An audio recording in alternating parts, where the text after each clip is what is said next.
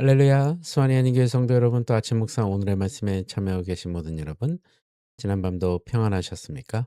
복된 화요일 아침입니다. 오늘도 주님께서 주시는 말씀과 함께 동행하며 승리하는 귀하고 복된 하루가 되시길 바랍니다. 오늘 주님께서 주시는 본문 말씀은 마태복음 19장 23절에서 30절까지의 말씀입니다.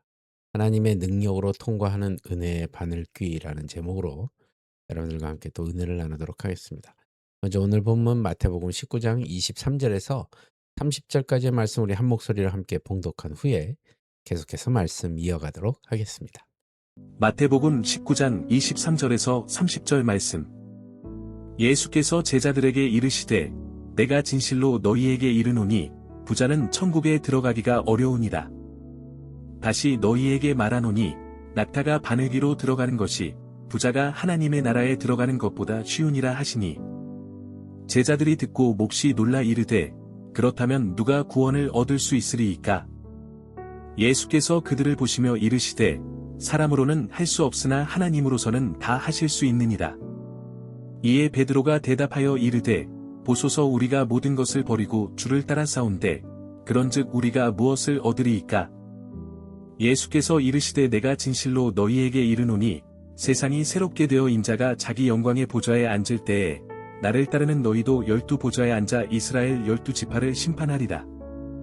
또 내 이름을 위하여 집이나 형제나 자매나 부모나 자식이나 전토를 벌인 자마다 여러 배를 받고 또 영생을 상속하리라.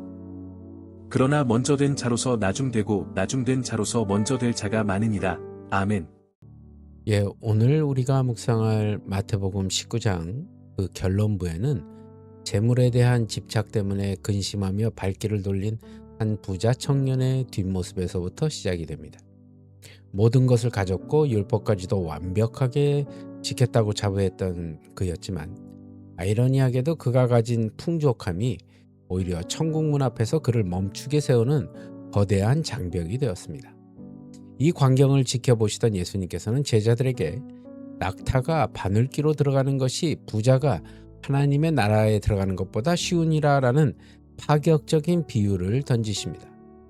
이 말씀은 단순히 부유한 자들을 정죄하려는 목적이 아니라 인간이 스스로를 신뢰할 수 있는 자원이 많아질수록, 그것을 많이 가질수록 전적으로 하나님을 의지해야 하는 구원의 문을 통과하기가 얼마나 불가능에 가까워지는지를 날카롭게 통찰하신 겁니다.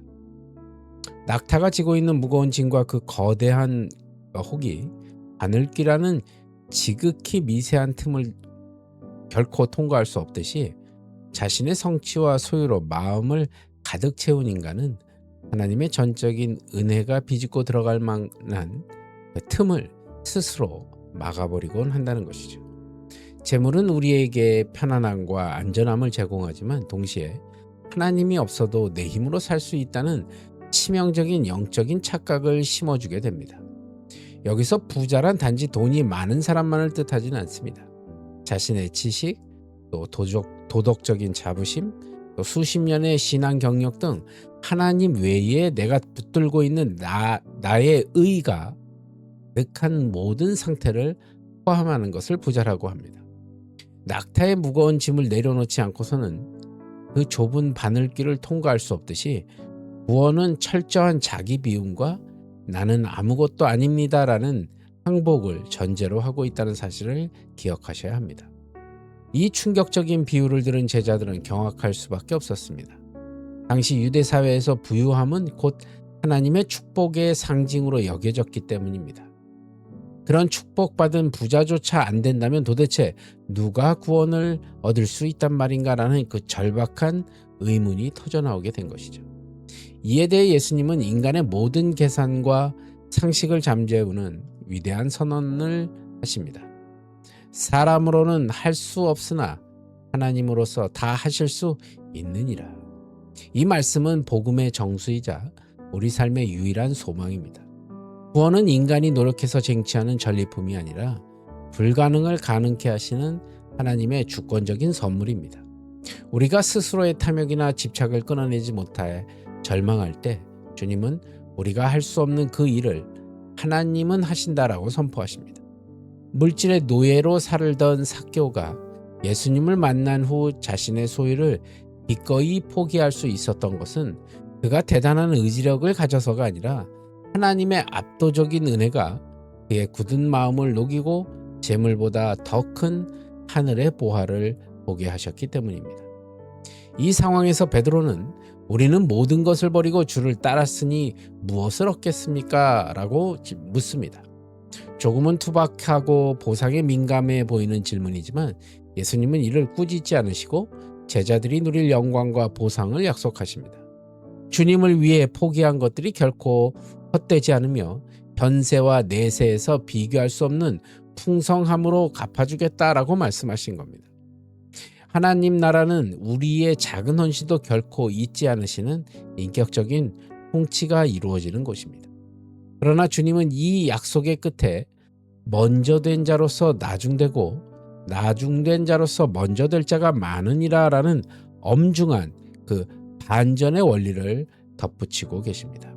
이것은 구원의 가치가 인간의 선착순이나 업적의 양에 따라 결정되는 것이 아님을 다시 한번 명시합니다. 내가 주님을 위해 이만큼이나 버텼다는 것을 자기 공로로 삼고 타인과 비교하는 순간 그는 다시 부자 청년과 같은 마음이 되어 먼저 된 나중자가 되고 맙니다. 반면에 아무것도 내세울 것 없어 오직 하나님의 자비만을 구하며 뒤늦게 달려온 자는 그 은혜의 깊이를 누구보다도 절실히 알기에 나중된 먼저 자가 된다는 사실입니다. 천국의 질서는 공로의 크기가 아니라 그 마음이 얼마나 하나님께 닿아 있느냐로 결정된다는 사실을 잊지 마시기 바랍니다. 사랑하는 성도 여러분, 오늘 우리는 우리의 영혼을 무겁게 짓누르고 있는 낙타의 혹이 무엇인지를 정직하게 대면해야 한다는 겁니다. 그것은 실제적인 통장 잔고일 수도 있고요. 내가 수년간 쌓아온 신앙적 자부심일 수도 있으며 남들보다 조금 더 의롭다고 여기는 도덕적 우월감일 수도 있습니다. 바늘길을 통과하는 비결은 낙타가 스스로 몸집을 줄이려고 애쓰는 데 있는 것이 아니라 하나님께서 그 불가능한 통과를 직접 수행하신다는 사실을 믿고 나를 맡기는 데 있습니다. 내 힘으로 구원의 문을 밀고 들어가려고 애쓰지 마십시오. 나는 할 수 없습니다 라는 그 정직한 항복이 터져나올 때 비로소 하나님은 하신다 라는 은혜의 견인력이 우리 삶에서 작동하기 시작합니다. 여러분, 우리가 가진 모든 짐을 주님 앞에 내려놓고 보상을 계산하는 마음보다 나 같은 죄인을 불러주신 은혜에 감격하는 마음을 회복합시다. 십자가의 길은 무거운 짐을 지고 가는 고역이 아니라 오히려 모든 짐을 주님께 맡기고 가벼워진 영혼으로 주님과 함께 걷는 축제의 길입니다. 주님의 무한한 은혜가 여러분의 삶에 가득하여 그 어떤 세상의 집착도 가볍게 내려놓고 주님이 주시는 참된 자유와 영원한 생명의 기쁨을 풍성히 누리시기를 우리 주 예수 그리스도의 이름으로 간절히 축복합니다. 기도하겠습니다. 하나님, 오늘도 주신 말씀 감사히 잘 받겠습니다.